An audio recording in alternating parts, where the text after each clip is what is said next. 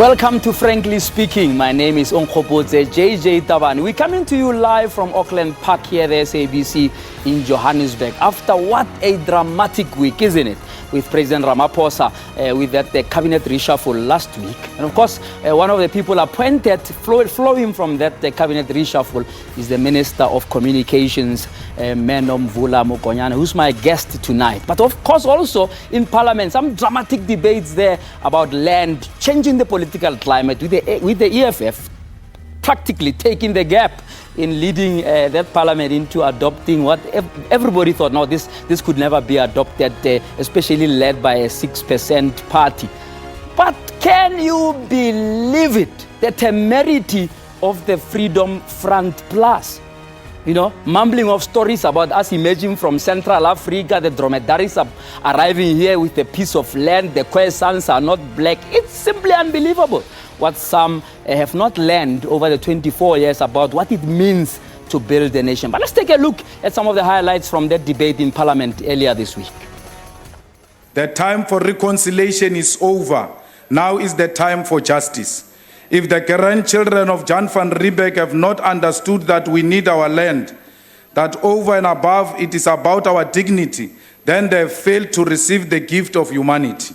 President, if you are going to take the land, are you going to give it to Basotho, or are you going to give to which section of the population? Point of order, Who is our people? I must ask this question. Who is our people? Who is not our people? The narrative that the land was stolen must stop because it's false.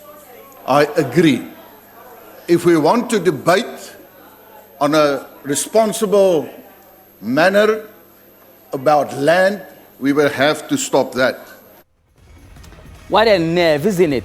It's simply nonsense, man. To think that, you know, people who are supposed to be pulling together with Mandela's reconciliation dream to build a new nation would 24 years later still not get it.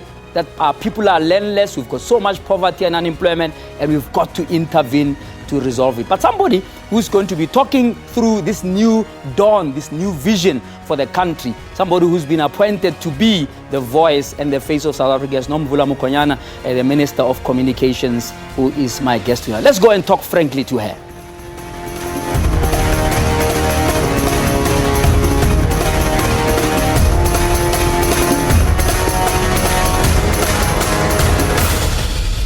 Welcome to Frankly Speaking, Minister, and thank you so much for agreeing to be our guest. Thank you. It's a pleasure to be here. You've not even finished a week in the new So position, true. and you're expected to hit the ground running.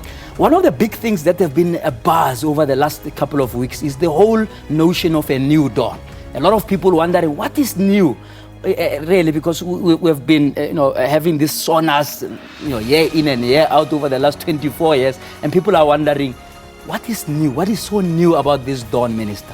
It's about taking what was resolved in Nasrec about unity, self-correction, renewal beyond the African National Congress, calling for unity among South Africans to further develop the country and emancipate the majority of our people, making sure that together we are able to make a difference. And thirdly, being able to create platforms for alternative views and alternative ideas.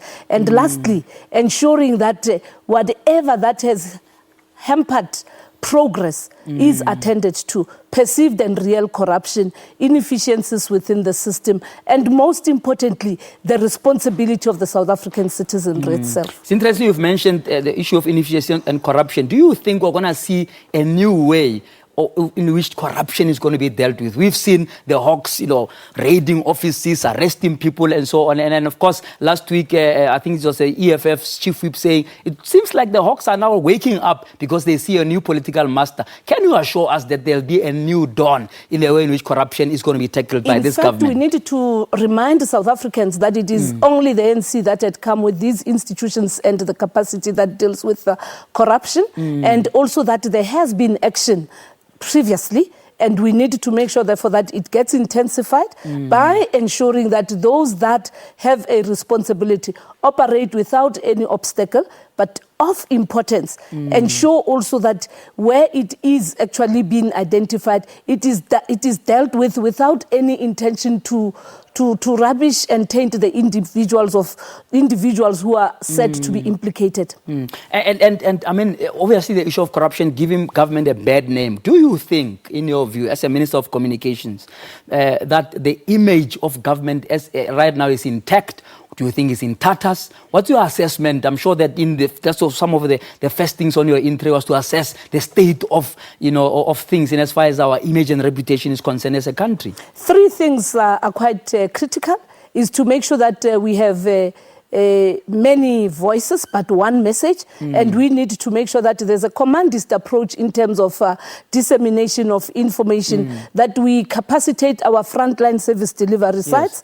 And that requires a better communication but what's system. your assessment of the current things now? My view is we have not actually made use of our capacity and ability. In every community, there's a platform of government. There are community radio stations. We've got the GCIS. We've got ordinary South Africans. We've got community development workers. We've got the South African Broadcasting Corporation. We've got partnerships. We've got telecommunication that we can also after utilize. the break, I want to break down how you are going to really align up all of these institutions that report to you about lifting that reputation of government. You are on Frankly Speaking. You can follow our show on #Frankly Speaking on Twitter. After the break, we continue to talk to the Minister of Communications, Nomvula Mokonyane.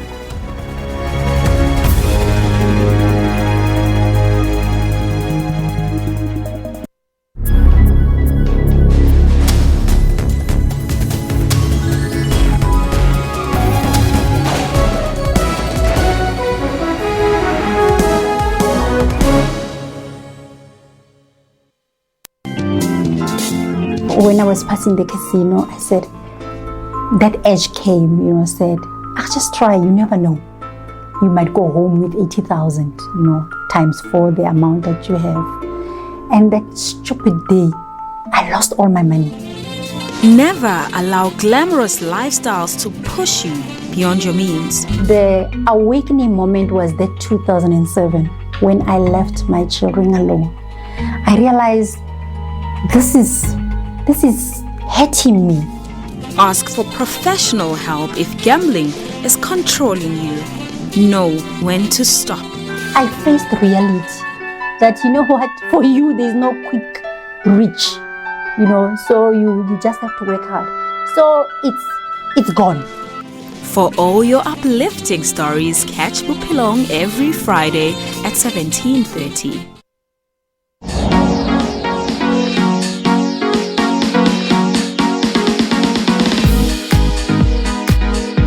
I feel it's a real person. And it's nutritious and delicious. It's good. I really like it.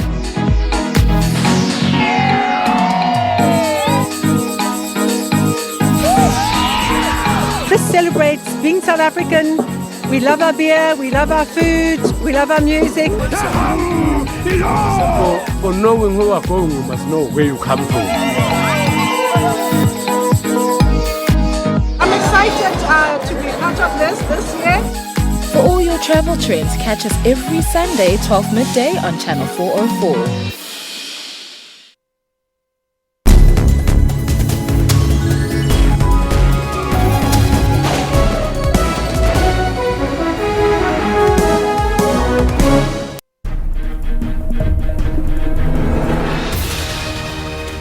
Welcome back to Frankly Speaking. My name is Unkgopotse JJ Tawa, and my guest tonight is the Minister of Communications, Nomvula Mokonyane. You can, of course, follow our show on #Frankly Speaking. Mokonyane, a lot of communities sometimes feel a disconnect with government, right? Despite all of the things you've mentioned about, capacity all over the country. So what are you going to do to ensure that, for example, community media, government spends more on community media, focuses on how communities can get information that can empower them to take advantage of all of the things that you are rolling out on economic development? Only through partnerships with civil society and the sector, the communication sector, can government be in a position to deal with these issues. Secondly, ensuring that ministers know their story and are able to be always available and be in a position to disseminate information. We need to redirect our resources away from putting up a marquee towards making sure that we fund these community radio stations. We turn Vukuzenzele into a vibrant tool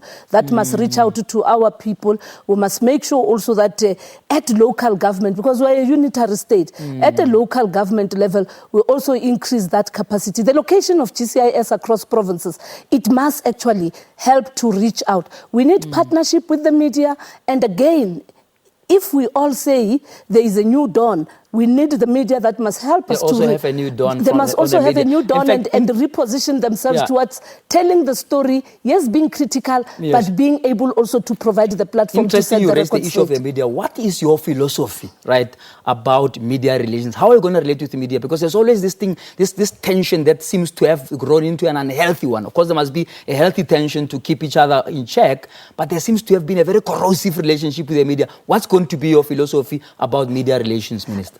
We need to make sure that we all agree on the right of the media to communicate and disseminate information, but they also have to make sure that they play their part in disseminating information, and of importance, they contribute towards healing this nation beyond just this new dawn, but giving also the history, the current discussions around the issues of land expropriation. We need the media that must remind everybody that we need to be sensitive and not to actually undermine the decision and the determination that we have arrived at. And in terms of just the relationship with the media, there's been a lot of scare things that they happened over the last 10 years. I mean, you've got this thing called the Media Tribunal that's been hanging since 2007. You had ministers specifically saying they're going to cut advertising to media who are negative. People want to know whether is it going to get worse, or are you going to be reaching out to try and build bridges between the Fourth Estate and the government? We need each other. We need each other for the sanity of this country. And I'm looking forward to interacting with various structures. Already I've had almost 6 meetings with different media houses and groups and individuals just in this week, including today whilst we're in the NC elections workshop. And my intention is we need everybody to play his or her part, and of importance, we need to set the rules on how we are going to work together and respect one another so that we don't actually contaminate an already contaminated environment. And one of the huge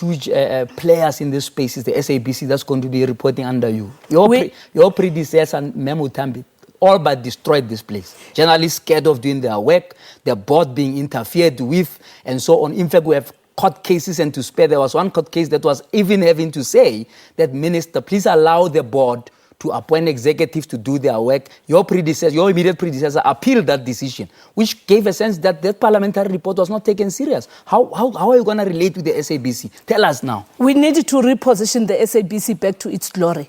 It must be a body that is respected not only in South Africa but also in Africa and the world, given its capacity and its abilities. We need to also make sure that we modify the ability and the means within the South African Broadcasting Corporation. We need to appreciate also the skills that are here, immense talent that is here. Of importance, yes, there must be oversight, there must be accountability, and there must be minimal interference, but key is all of us agreeing on what is to be done. And that is what we need to work on. Since you have been in government, do you get the sense, right, that there is nervousness about the SABC to a point where it became necessary for a minister, your colleague, to actually interview, sit outside here at the door and say, please appoint Daudi, please appoint so-and-so? Was it because there was nervousness, or as a team of cabinet, nervousness that the SABC was not doing its job? Because I'm struggling to understand. If you appoint a board, especially with a process like that of parliament, surely you must trust them to do their work. I wouldn't want to dwell much on my predecessor. You want to throw her under the bus? Okay. My predecessor is Kensani. The immediate one was fine. And important, let me finish. Of importance, what we need to do, this notion of self-correction and renewal must apply across the board. It must. And everyone, including those that are functioning within our own institutions, such as the SABC, must also appreciate the mandate that is bestowed upon them and stay away from getting involved too much into the party politics, particularly of the African National Congress. But are you going to continue with the appeal by your immediate predecessor that was separating the work of you as shareholder minister and the board, especially in as far as appointing executives here. Secondly, determining editorial policy. Very, very important. I am already consulting with a legal team outside of what the team that has been on board. Yes. And I hope that by Thursday they will give me better counsel on how to move. And of importance, these are role players in this particular space. Wonderful. I have also spoken to 2 other very key people who are involved in the policy within the African National Congress. And this afternoon I met with the portfolio committee part of the African National Congress. We looked at what needs to be done, as well as the new chair of the ANC committee. I'm sure by Thursday we will be able to share the information, because we intend that by Saturday we should be sharing with the South Africans on how we reposition and how we reconnect and make sure that the communication sector contributes towards the economy, contributes towards skills development, contributes towards the transformation of our nation. Okay, your almost 4 of your predecessors have missed the deadline of what is called digital migration. A very big thing. The whole world is moving in one direction. We're still stuck in the 30s, with analog and so on. What are you going to do to make sure that this deadline, this all-important deadline of digital migration, is met? In my conversation with the new Minister of Finance, as well as talking to my 2 other predecessors, we do believe that let's stick to the policy that has been pronounced by the ANC. Let's make sure that we create a platform that can reach out to our people and inform citizenry, particularly using means that will reach out. And lastly, we will be talking to the Minister of Finance, looking at how we use even a portion of the spectrum, having resolved in the ANC and in the policy structures on how we can mobilize resources, because we will need no less than 6 billion to deal with it. Absolutely. Leremi Kujo on Twitter saying, when is she planning to open the spectrum so that more players can enter the space, as currently Mnet is monopolizing the market? To say we are considering but transformation of that sector is quite crucial. And when you open up, we need to make sure that role players are not necessarily the old guard. We need to make sure that we afford the opportunity of young, smart minds. We embrace innovation, and we bring those that have not been in the space, without antagonizing those that can transfer the skill and the knowledge. And hence, it has to be a hybrid as compared to just saying we are opening up and therefore everyone who has been there, you have to go out. We need each other. We need to take advantage of this intervention. And once we have consulted and concluded with the Minister of Finance, and having spoken to the team that we are pulling together that is advising me, I'm sure by this coming Thursday afternoon, we'll have a better report that will be taking also to our policy unit. Our country has been positioned very badly internationally. In fact, we've had 2 downgrades by various rating agencies. And after the break, I want to talk about how you intend to repositioning us internationally. You are with, frankly speaking, and we are with the Minister of Communications. After the break, we discuss some more about how she intends to position us around the globe.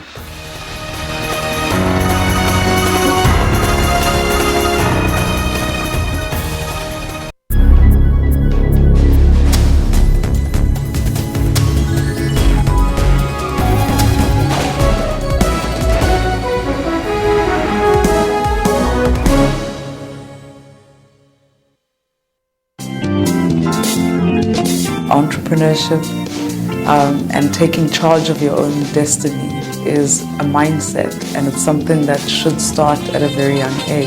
I started when I was around about 3 or something, because I have a bunch of paintings in the office. I have a teacher that teaches me and my class how to do business, and he was the one who taught me. Being an entrepreneur makes you money-wise.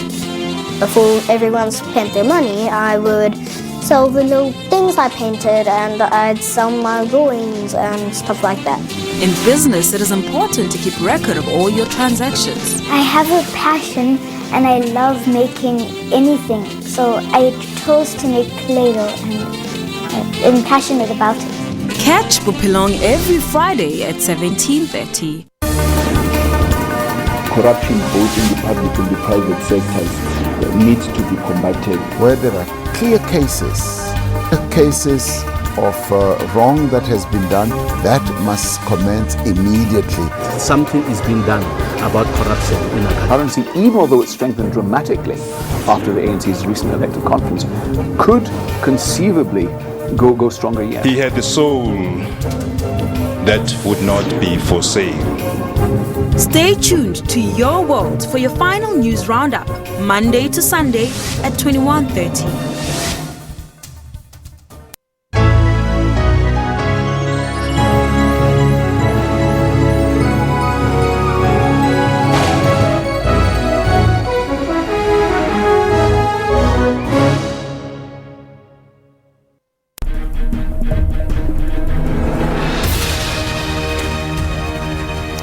Welcome back to Frankly Speaking. My name is Onkgopotse JJ Tabane. My guest tonight, the minister responsible for what used to be called propaganda.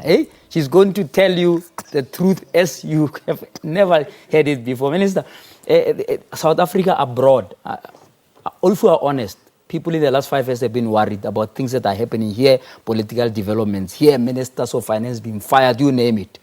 2 downgrades down the line. What are you going to do, right, to reposition South Africa abroad? One capacity that South Africa has is brand South Africa. We also have our own embassies across the globe. We need to appreciate also the capacity that exists there in brand SA. We need to partner very well with the South African tourism fraternity and ensure therefore that we partner with our own business tourists. We communicate periodically on the developments, but we must start first with giving certainty to our own local investors.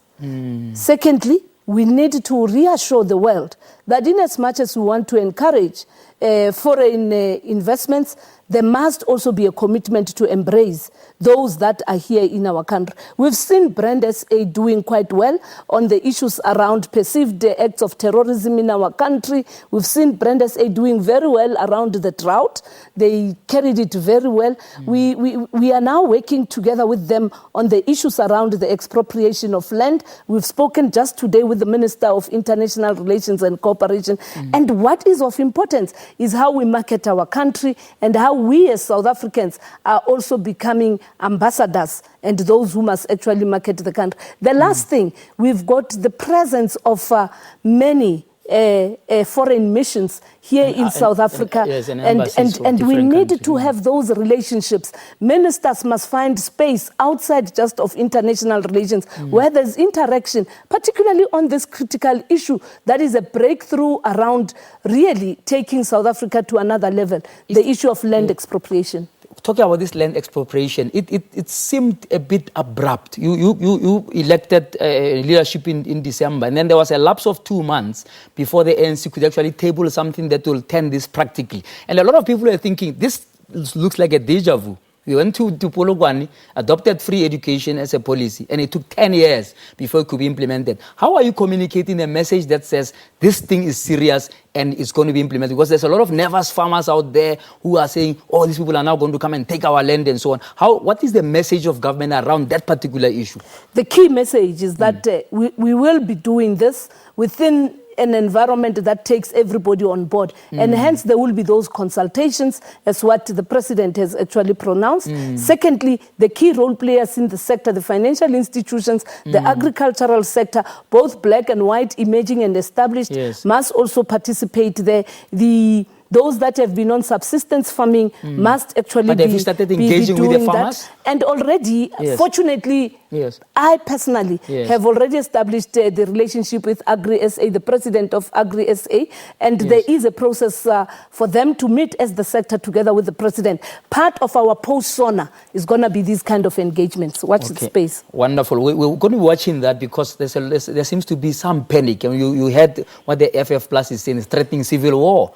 You know, surely if with the same theme of unity from the party, you got to be worried about unity across the nation. And that's part of that new dawn to say unity, self-correction and renewal must also apply within society. And it is unfortunate for the EFF, for the Freedom Front Plus, to then say there can't be a movement forward, and if that happens, there must be civil war and them pleading to the Americans to accommodate them. South Africa belongs to all those who live in it.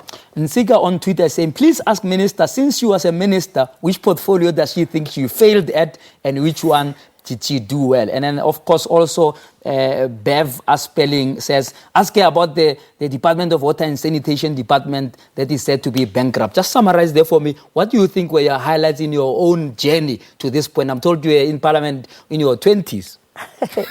Yes, the first one was on agriculture and environment. Okay. We now have Maruping and many other things. The black farmers that are in Zirbekom and some of them are in Dorenkop were the women that we worked with Comrade Togo Titiza and Derek Anekom. Then we moved to safety. We've got Ikaele Temba, not far from here, when we had to deal with domestic violence and support to victims of violence. We initiated the metropolis divisions, and that is exactly what we did. We had the state-of-the-art police stations. One of them is in Kagiso, where you don't just have a police station, you've got a community safety center, a police station, a court, and access to prison. Then we moved to housing. We've got Cosmos City, where people thought the rich and the poor can't live together, and this is one of our own show off as a nation. We became the premier. By the time I left Gauteng, the province had an amount of 4 billion in their reserves, and we put a turnaround strategy for the Department of Health, and we had a lot of departments that moved into clean audit. I moved into water. It was a new department altogether that had to be established, and we made sure within this period we reach out to the villages. Jozini Dam, which didn't provide water to people in Umkanyagute, is now providing water when it has been there for 40 years. Any failures at all? The failure, let me tell you, the failure that has been there on my side, which I want to appreciate, is my indecisiveness on dealing with the defaulters who have made the department to stand with a debt of 11 billion. If you were to summarize your tenure as Water Affairs in one sentence, what would you say to me? We've made a difference to the ordinary South African. Okay. Now, Minister, in terms of going forward, if people were to, and we'll invite you again, probably after a few months. Weeks, man. What could people judge you against? If we invite you here again, let's say after your 100 days, what are the things that we should ask you in terms of just one or two that will be your big criteria for us to judge your success or failure? The issue around digital migration, access to information and dissemination to our communities, repositioning SABC. So those are the two big things that we can judge you against. Your last word to South Africa as we round off the conversation? In the coming weekend, we'll be going for voter registration. Let us remind South Africans that deepening democracy and public participation is quite important. The first-time voter must go out and register so that they can vote for the party of their choice in 2019. And secondly, those that have relocated from one area to the other since the last general elections, go and register and make sure that you've got an appropriate address. Wow. And lastly, those who have their IDs still left at Home Affairs, please go and collect them. Minister, thank you so much for joining us tonight, and we really hope you'll be a regular here so that we can try to build this country going forward. Thank you so much for your time. Thank you. Thank you very much, JJ. Thank you. That was Frankly Speaking, coming to you live from Auckland Park here in Johannesburg, and we can continue to follow conversations at Frankly Speaking at SABC News Online and at JJ Taban. Until we talk frankly again, may God bless you.